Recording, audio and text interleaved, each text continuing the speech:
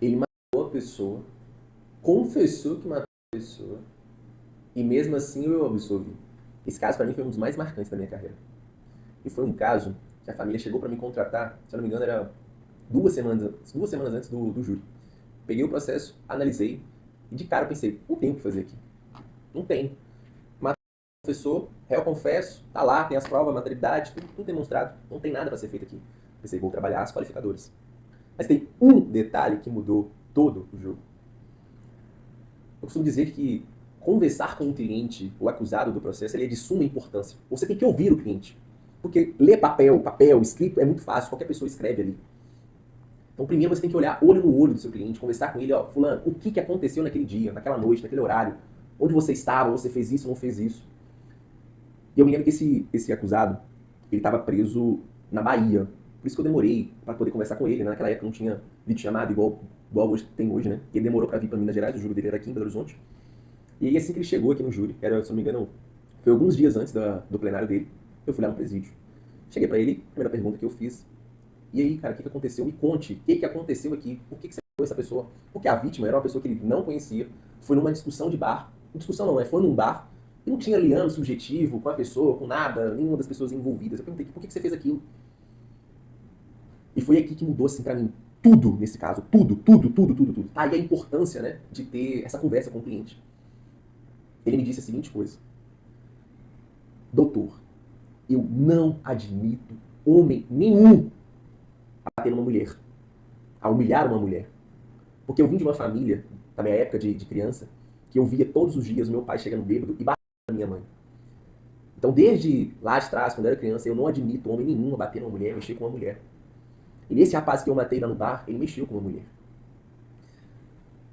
Depois que eu comecei a ouvir essa história, eu falei, esse cara é um herói, cara.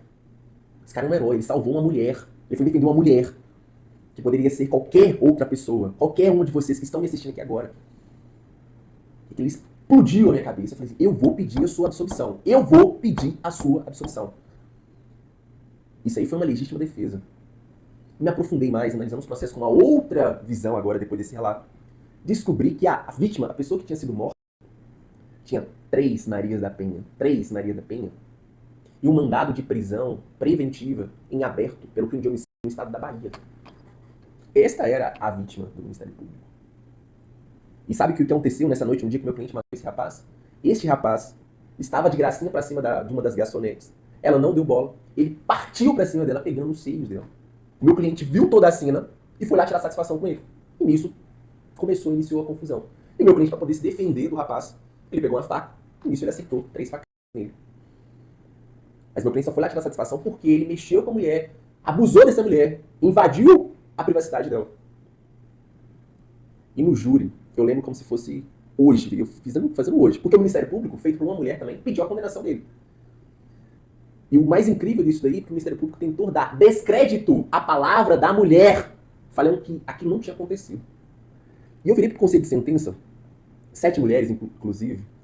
Isso que o Ministério Público está querendo fazer com Vossa Excelência aqui, não dar crédito à palavra de uma mulher, seria a mesma coisa se naquele corredor ali, se eu abusasse, fizesse qualquer gracinha contra alguma de Vossa Excelência, e vocês viessem aqui contar isso, a palavra de vocês não iria valer de nada.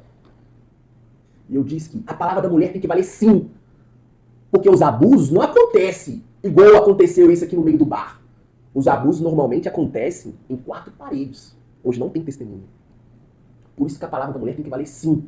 Ele foi defender uma mulher, que poderia ter sido a minha mãe, minha filha, minha esposa, ou qualquer uma de vossas excelências. Esse rapaz que está sentado ali pra mim, ele não é um réu, ele é um herói. Pra mim, ele não é réu, ele é um herói. E assim foi. O conselho de sentença reconheceu a legítima defesa. E ele foi absolvido, mesmo confessando com ele.